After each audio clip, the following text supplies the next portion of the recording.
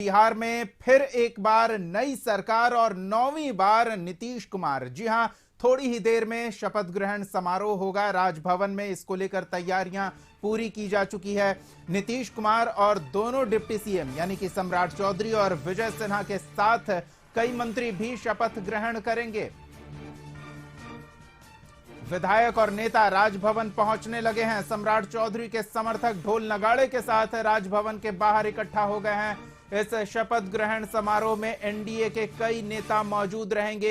एकजुटता दिखाने का यह अवसर एनडीए के तमाम घटक दल नहीं छोड़ने वाले। तो ये एक्सक्लूसिव तस्वीरें, सीधी तस्वीरें आपको हम दिखा रहे हैं किस तरह से बिहार में एक बार फिर एनडीए की सरकार बनी है और कार्यकर्ताओं में उत्साह देखने को मिल रहा है। सम्राट चौधरी और विजय सिन्हा एक बार फिर से सरकार के अंग होंगे और बतौर डिप्टी सीएम पदभार संभालेंगे, जिसको लेकर आज शपथ लेंगे दोनों। इसके साथ ही कुछ और सदस्य मंत्री पद की भी शपथ लेंगे। ढोल नगाड़े के साथ उनके समर्थक, पार्टी के कार्यकर्ता राजभवन के बाहर इकट्ठा होने लगे हैं।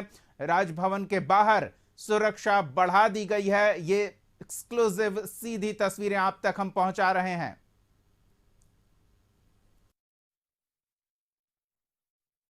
आप देख सकते हैं यहाँ पर कि एनडीए के कार्यकर्ता जश्न मना रहे हैं और किस तरह से ढोल नगाड़ों के साथ सेलिब्रेशन किया जा रहा है। राजभवन के पास यहाँ पर जो एनडीए के कार्यकर्ता हैं वो जश्न मना रहे हैं। सम्राट चौधरी के समर्थन में यहाँ पर नारेबाजी लगाई जा रही है और एक तरफ राजभवन में शपथ ग्रहण समारोह हो रहा है और दूसरी तरफ यहाँ पर ढोल नगाड़े बज रहे हैं। तो स्वाभाविक तौर पर इस तस्वीर का इंतजार एनडीए के कार्यकर्ताओं को था। सम्राट चौधरी जिंदाबाद। सम्राट जी डिप्टी सीएम बनने जा रहे हैं, कितना खुश है? सम्राट चौधरी के लिए इतना दिल से शुक्रिया।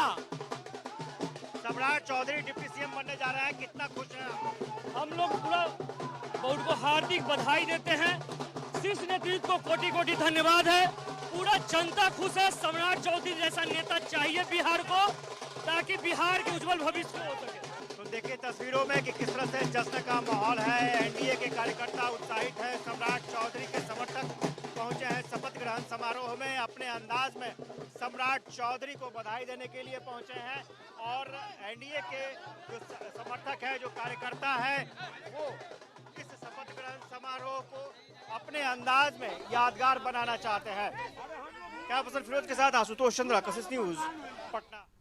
बाहर कार्यकर्ताओं का जमावड़ा बढ़ता ही जा रहा है और राजभवन के अंदर हलचल बढ़ रही है। नेता एक एक कर पहुंच रहे हैं। वरिष्ठ सहयोगी संपादक अशोक मिश्रा शपथ ग्रहण समारोह स्थल पर मौजूद हैं। सीधे आपको उनके पास लिए चलते हैं और जानते हैं क्या कुछ गतिविधियां देखने को मिल रही है। जी अशोक जी।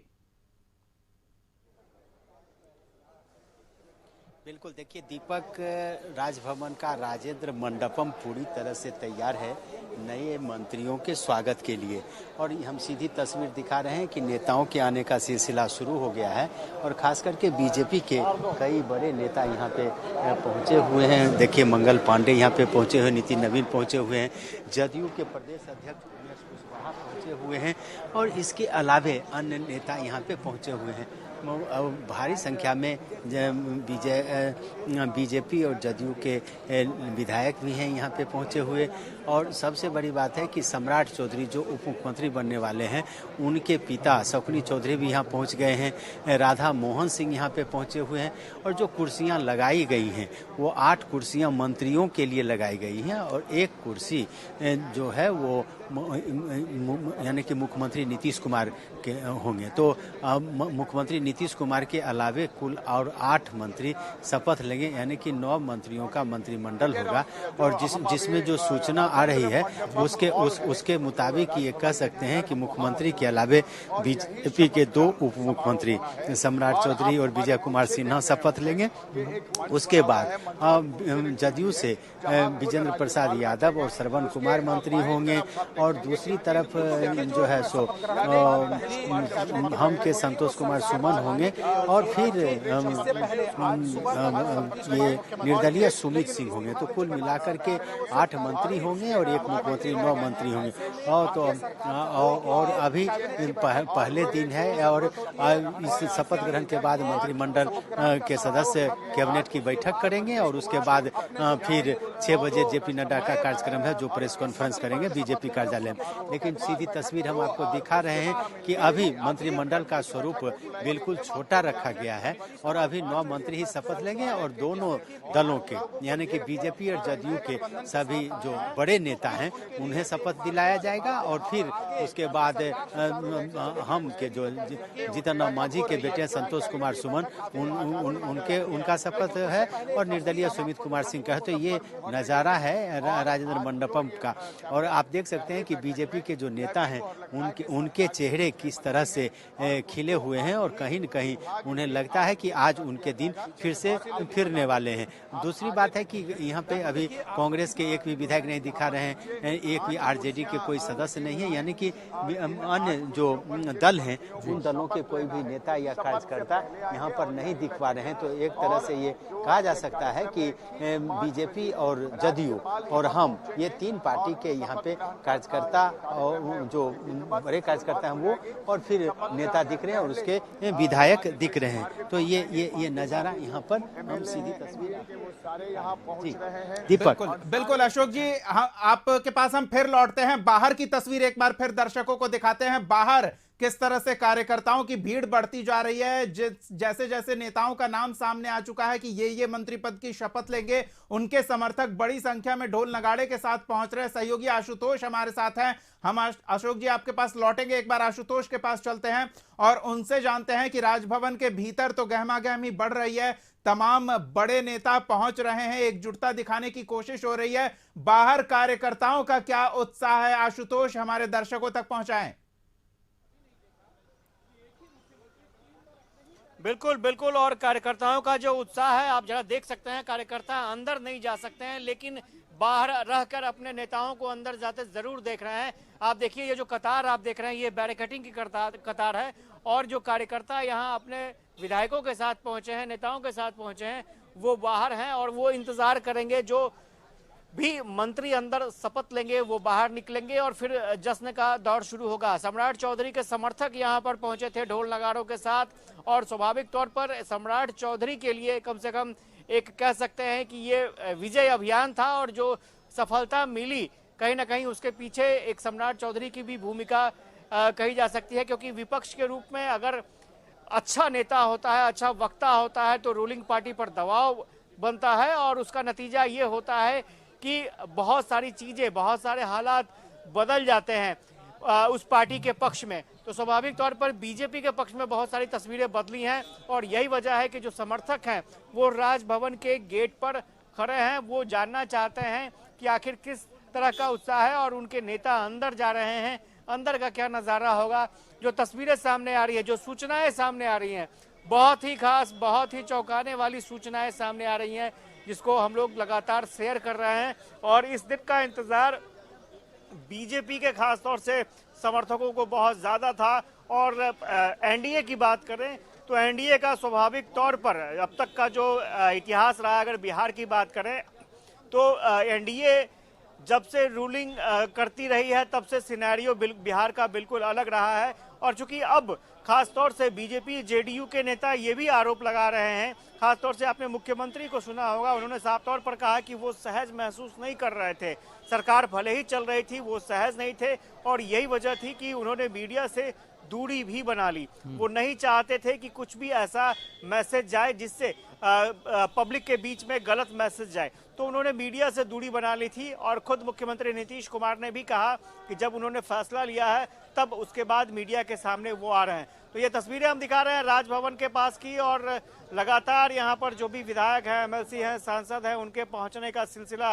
लगातार जारी है और आज का दिन बेहद खास भी है। और सबसे बड़ी बात यह है कि जो बीजेपी के राष्ट्रीय अध्यक्ष हैं जेपी नड्डा, वो भी कुछ देर के बाद प्रेस कॉन्फ्रेंस करेंगे और बीजेपी की जो स्ट्रैटेजी है या फिर बिहार में जो समीकरण बिल्कुल बदला है, सियासी समीकरण बदला है। तो उसके बारे में बीजेपी क्या सोचती है, उसकी जानकारी जेपी नड्डा के मुंह से सुनने को मिलेगी। आखिर क्यों आवश्यकता आन पड़ी कि यहाँ पर गठबंधन जो है वो एनडीए का हो और सरकार भी एनडीए का की हो और सब कुछ स्वरूप, सियासी स्वरूप बदले। बिल्कुल आशुतोष, एक लोकप्रिय समीकरण एक बार फिर जनता के समक्ष होगी। इसी समीकरण की बदौलत बीते लोकसभा चुनाव में 39 सीटों पर जीत दर्ज की गई थी। तो जनता में उत्साह होगा कि आने वाले चुनाव में एक लोकप्रिय समीकरण के लोकप्रिय नेता उनके बीच होंगे। नहीं, बिल्कुल। और सबसे खास बात यह है कि जब विधायकों से राय ली जा रही थी कि मुख्यमंत्री ने ऐसा फैसला लिया है, आप क्या सोचते हैं, तो उनका साफ तौर पर कहना था कि मुख्यमंत्री बिहार के हित में जो भी फैसला लेंगे वो मुख्यमंत्री के साथ है, नीतीश कुमार के साथ है। और कहीं भी कोई भी इफ बट की स्थिति नहीं नजर आई। क्योंकि अगर सांसदों की बात करें, क्योंकि मुख्यमंत्री नीतीश कुमार ने खुद कहा कि जब वो फीडबैक ले रहे थे नेताओं से, यानी विधायकों से, सांसदों से फीडबैक ले रहे थे, तो बहुत सारे फीडबैक्स मिले थे कि इसका असर आने वाले लोकसभा चुनाव पर भी पड़ सकता है। और इसी फीडबैक के आधार पर नीतीश कुमार ने यह फैसला लिया। स्वाभाविक तौर पर जो सांसद हैं उन्हें पता है कि अभी सिनेरियो क्या है, रुख क्या है, और अगर पब्लिक के मिजाज को नहीं समझा गया, नहीं जाना गया, तो उसका असर चुनाव परिणाम पर दिख सकता है। और यही वजह रही कि चुनाव परिणाम पर असर न दिखे, इसके लिए मुख्यमंत्री को सलाह भी दिया गया कि वो एक बार फिर से नए गठबंधन को लेकर के विचार करें। और यही वजह है कि काफी दिनों से जो कार्यशैली थी, जो काम चल रहे थे, उसको लेकर के भी नीतीश कुमार सेटिस्फाइड नहीं थे। और बाद में जब फीडबैक उन्हें विधायकों से, सांसदों से मिला, तो उन्होंने फैसला लिया कि नहीं, अब अलग होना है। चूंकि अगर इंडी गठबंधन की बात करें तो इंडी गठबंधन की तरफ से भी कोई पॉजिटिव संकेत नहीं मिल पा रहे थे।